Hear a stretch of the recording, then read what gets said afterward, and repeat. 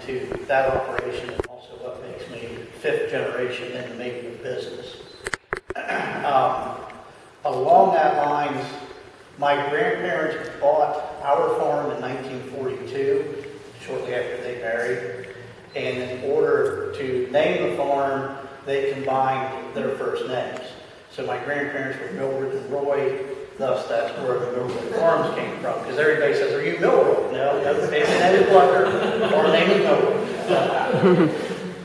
So in the history of the Wagners, in the history of the maple in the area, I ran across, give me one second, I ran across a program that my grandfather had done, as near as I can date it, in the mid-1960s.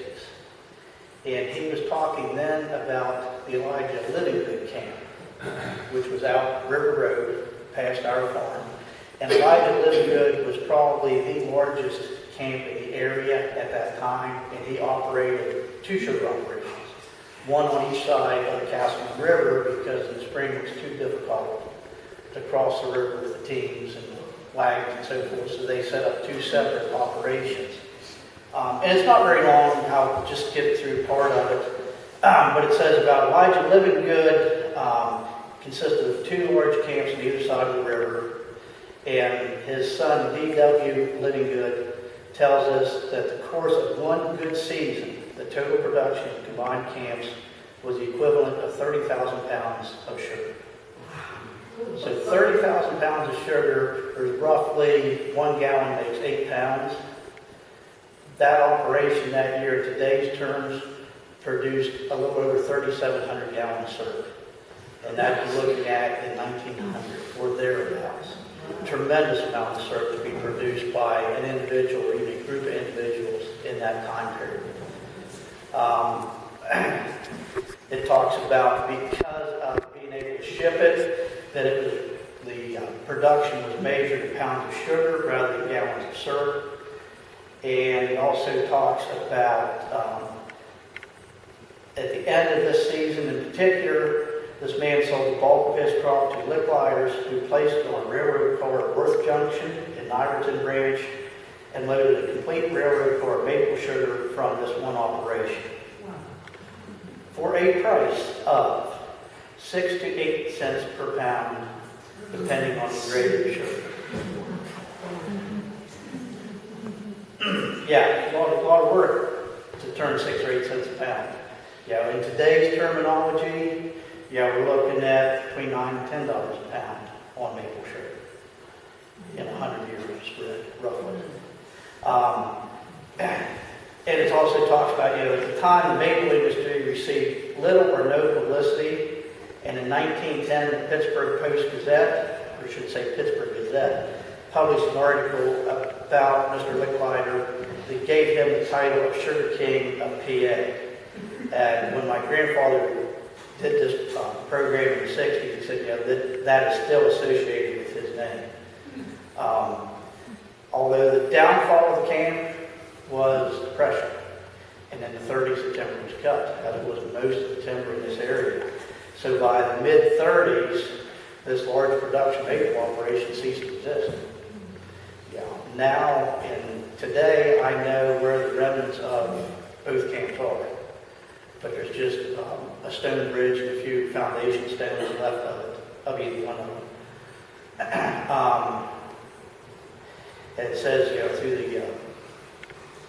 that he planted young trees after it was cut, which is also something that's unheard of, especially in the 1930s, that he had the outlook to go and plant young maples, in order to repopulate and grow another sugar industry for the next generation, or 2 generations later. Also, he was one of the first to be inventive and try to come up with a man-saving or hour-saving way of collecting sap. So he was one of the first to really think about a tubing system. And nothing that we could think of today, but when I first started the hunt, there was remnants of it still in the woods around these sugar camps. And what he had done was use copper tubing and solder the copper tubing into the bottom of the buckets, and then connect one bucket to the next down the hill. I'm sure he didn't do thousands, but I don't know just how many he did, and I wish, as a young person hunting, that I'd had the insight to pick some of that up and have it on hand. Because it's been logged again, and I'm not sure that you can find any remnants of it now at this point.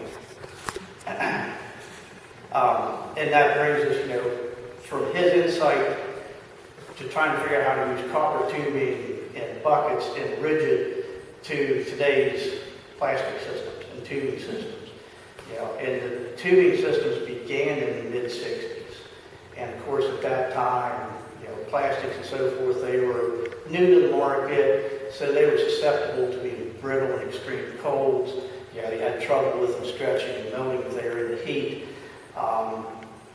As things have advanced into present day, and technologies and science has changed, now we have the capability of stringing up a tubing system from tree to tree that stays in place in extreme colds, in extreme heats.